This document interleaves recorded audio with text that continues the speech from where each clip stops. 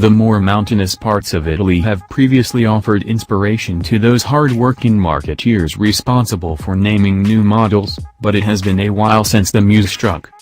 The Ford Cortina and the Triumph Dolomite, however, have been joined by a new Italian in the shape of the Alfa Romeo Stelvio, an SUV named after Italy's highest and most famous Alpine pass.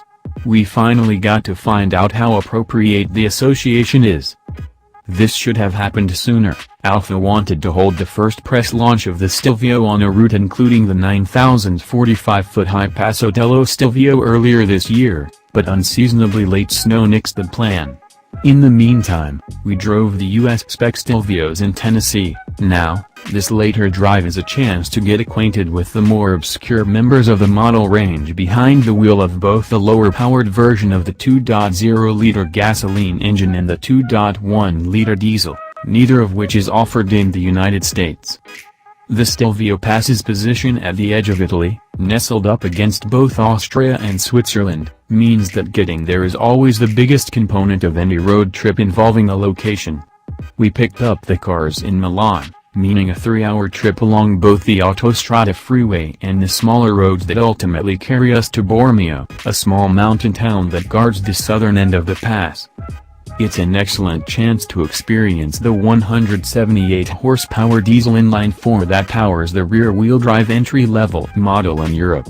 At 2,143 cubic centimeters, this engine displaces 2.1 liters, but Alfa markets it as a 2.2-liter. This uses the same aluminum block and head, direct-injected engine that powers most Europe market versions of the Giulia sedan, although the Stelvio doesn't offer the sedan's manual gearbox, instead coming with an 8-speed automatic as standard equipment.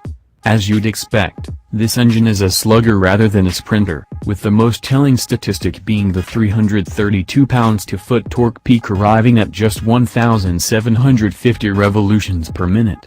The diesel Stelvio cruises with a relaxed composure, the quick-shifting automatic transmission keeping the engine in its broad mid-range.